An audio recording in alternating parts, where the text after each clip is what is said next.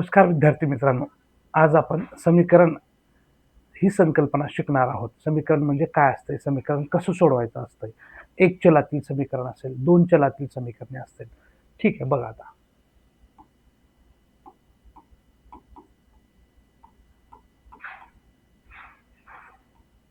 सगळ्यात पहिल्यांदा आपण हे समीकरण तयार कसं झालंय हे पाहूया. सगळ्यात पहिल्यांदा समानता ही कन्सेप्ट येते. समानता मग ही समानता कशी असते? डावी बाजू आणि उजवी बाजू असते. समजा 7 + 10 = 17. मग आता बघा, डाव्या बाजूत काय आहे? 7 + 10. आन्सर काय येणार आहे? 17. आणि उजव्या बाजूत काय आहे? 17. म्हणजे हे दोन्ही साईडला इक्वल आहे. डावी बाजू उजवी बाजू कशी आहे? इक्वल आहे. मग आता अशा वेळेस आपण या रिलेशनला समानता म्हणू शकतो. समजा असं आलंय आपल्याला 6 + 10 = 3 × 5. मग आता इथं बघा, 6 + 10 किती येईल आन्सर? 16 येईल. आणि इकडचं काय येईल? 3 × 5 15 येईल. मग आता LHS म्हणजे डावी बाजू, डाव्या बाजूतला आणि उजव्या बाजूतला आन्सर हे वेगवेगळं आहे. इकडे काय आले? 16 आणि इथं काय आले? 15. मग हे इक्वल आहे का? नाही. मग ही समानता आहे का? समानता नाही. लक्षात ठेवा, डावी बाजू आणि उजवी बाजू जर समान असेल तरच आपण समानता म्हणू शकतो. लक्षात ठेवा. मग आता इथं समानता आहे. अशी वेगवेगळी उदाहरणं आपल्याला घेता येतील, कारण समीकरणाची सुरुवातच समानतेपासून झालेली आहे. मग या समानता संबंधामध्ये चल येत असतो. मग आता हे समानता नसलेले उदाहरणं आपल्याला घ्यायची नाहीत, ते समीकरणामध्ये येत नसतात. फक्त माहितीस्तव सांगितलं. समजा असं आलंय आता 4 × 5 18 + 2. मग आता बघा, डाव्या बाजूतला आन्सर काय येते, उजव्या बाजूतला आन्सर काय येते? 4 × 5 20 येईल आणि 18 + 2 20 येईल. डावी बाजू आणि उजवी बाजू कशी आहे? समान आहे, इक्वल आहे. मग अशा वेळेस आपण काय म्हणू शकतो? समानता. समानता म्हणजे त्याला काय म्हणतो आपण? इक्वॅलिटी. आणि समीकरणेला काय म्हणतो? इक्वेशन्स. मग आता बघा, हे समानता संबंध आहे. या समानता संबंधामध्ये आपल्याला काय करायचंय? आता चल घ्यायचा आहे. हे चल म्हणजे काय? संख्येच्या ऐवजी अक्षर वापरतो. समजा माझ्या खिशात किती पैसे आहेत हे तुम्हाला माहित नाही, मग तुम्ही काय म्हणणार? संख्येच्या ऐवजी 100 असतील, 200 असतील, संख्येच्या ऐवजी आपण अक्षर वापरूया. अक्षर कोणतं वापरणार? ए घ्या, बी घ्या, सी घ्या, एक्स घ्या, वाय घ्या, झेड घ्या. हे स्मॉल लेटर मधले कुठलेही आपण अल्फाबेट्स घेऊ शकतो. त्यालाच आपण चल म्हणतो. म्हणजे थोडक्यात काय? संख्येऐवजी येणारे अक्षर. जिथं संख्या आपल्याला माहित नसते तिथं जर आपण एखादं अक्षर वापरलं, समजा 100 आहे, हे आपल्याला उत्तर माहित नाही, 100च्या ऐवजी आपण तात्पुरतं काय घेतलं? एक्स घेतलं. संख्येच्या ऐवजी आपण काय घेतलं? अक्षर घेतलं. एक्सच घ्यावा असं काही नाही, ए ते झेड पर्यंत कुठलंही स्मॉल लेटर मधलं तुम्ही अक्षर वापरू शकता. मग आता हे जे आहे, संख्येच्या ऐवजी ज्या ज्या वेळेस असं अक्षर येईल त्यावेळेस त्या अक्षराला आपण काय म्हणतो? चल म्हणतो. काय म्हणतो? चल. मग समानता संबंधामध्ये हा जो समानता संबंध आहे इथं, समजा असं दिलंय 7 + 3 = 10. हे समानता संबंध आहे. या समानता संबंधामध्ये आपण आता चल घेऊया. मग समजा इथं 7, 3 आणि 10 आहे. या तीन पैकी एका ठिकाणी आपण ठेवलं. समजा आता हे 7 आहे, या 7च्या ऐवजी मी इथं एक्स घेतलं. x + 3 = 10. मग आता बघा बरं का, समानता संबंध तर आहे. समानता संबंधामध्ये आपण काय मिळवलंय? आता काय घेतलंय एक्स्ट्रा? चल. मग ज्यावेळेस समानता संबंधामध्ये आपण चलाचा समावेश करतो त्यावेळेस आपल्याला समीकरण मिळते. काय मिळते? समीकरण. हा सोपा फॉर्म्युला आहे बेटा. दोन्ही बाजूला समथिंग इक्वल टू समथिंग, डावी बाजू उजवी बाजू समान असते आणि हे नंबर्स असतात. कुठल्या तरी एका नंबरच्या ठिकाणी अक्षर आलेलं असतं, अल्फाबेट आलेलं असतं. हे आता एक्स आलं इथं. मग हे इक्वेशन तयार झालं. आणि हे वरचा भाग म्हणलं तर समानता संबंध आहेत. समानता संबंधामध्ये चलाचा जर समावेश झाला तर त्या समानता संबंधाला आपण इक्वेशन म्हणतो, म्हणजे समीकरण म्हणतो. आता हे समीकरण झाले तयार. मग हे समीकरण सोडवायचं असतं म्हणजे नेमकं काय करायचं असतं? कुठलंही समीकरण असू द्या, समीकरण सोडवते वेळेस आपल्याला त्या समीकरणातील चलाची किंमत शोधायची असते. मग आता या समीकरणामध्ये चल कोण आहे? एक्स. मग एक्सची किंमत शोधणे म्हणजे आपण समीकरण सोडवत आहोत. लक्षात आलं? ठीक आहे, बघा मग आता x + 3 = 10.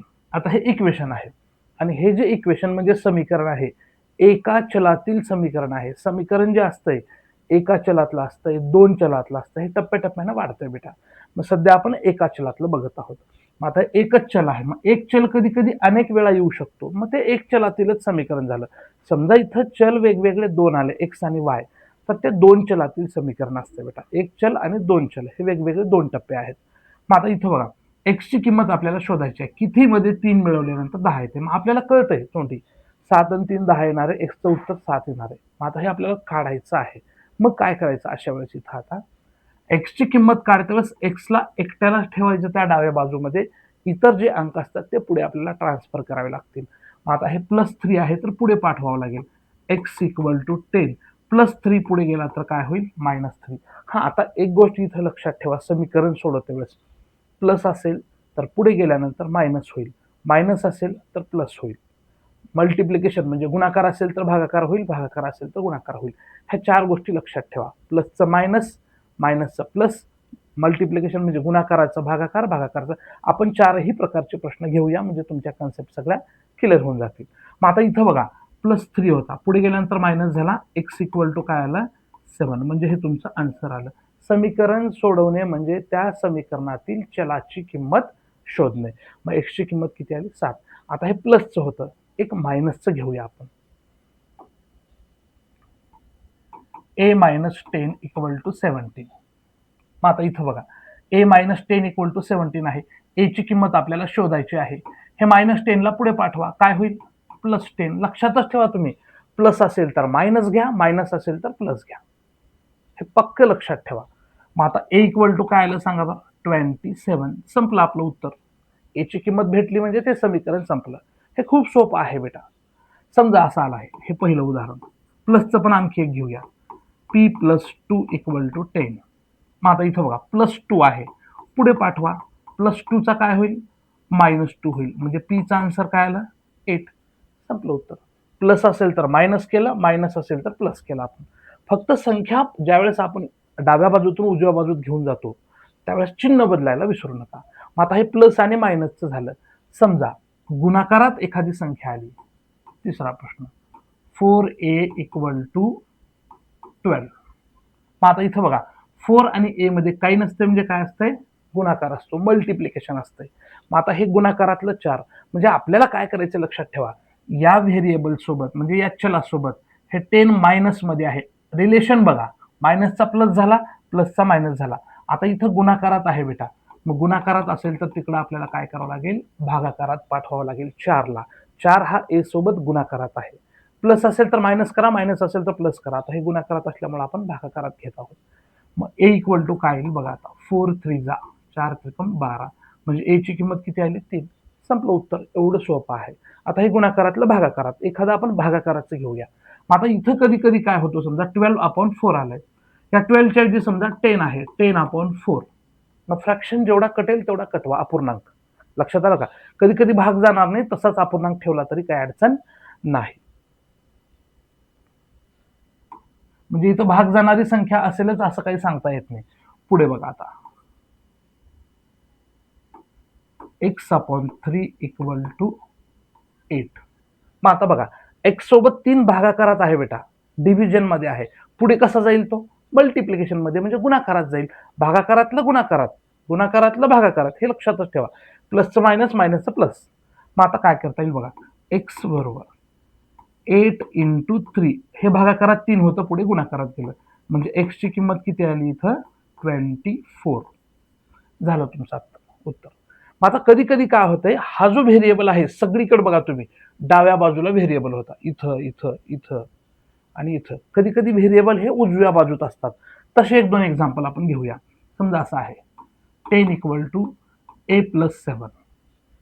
मग आता a कुठं आहे उजव्या बाजूत आहे, a उजव्या बाजूत आहे ना, a ला एकट्याला ठेवा बेटा आणि 7 ला इकडे आपण घेऊया. मग 7 ला ट्रान्सफर करा इकडे, 10 - 7 = a.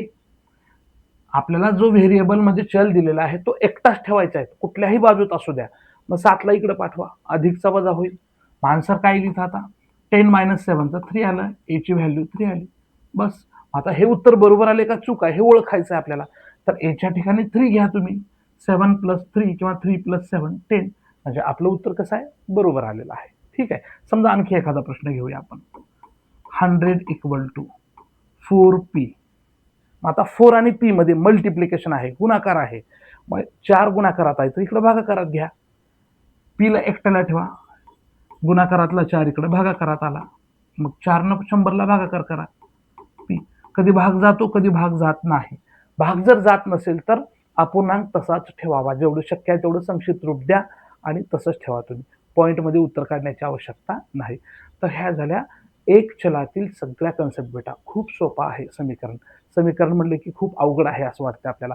फक्त नियम लक्षात ठेवा. प्लस असेल तर मायनस करा, मायनस असेल तर प्लस करा. आणि आता इथं गुणाकार आहे, गुणाकारातलं भागाकारात घ्या. इथं चिन्ह बदलू नका, प्लसचं मायनस.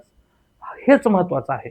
मग ह्या ए सोबत म्हणजे व्हेरिएबल सोबत रिलेशन कोणते आहेत गुणाकाराचे, भागाकारात घ्या. इथं एक्स आहे चल, चल सोबत रिलेशन कोणते आहेत भागाकाराचे, गुणाकारात पाठवा. इथं ए सोबत रिलेशन कोणते आहेत मायनस, सबट्रॅक्शन आहे, मग ऍडिशन करा. हे रिलेशन ओळखायचं आणि आपण विरुद्ध रिलेशन आपण वापरू शकतो. हे 4 प्रकारचे प्रश्न येतात बेटा. यापेक्षा वेगळं इथं आपल्याला काहीही शिकायचं नाही. ओके.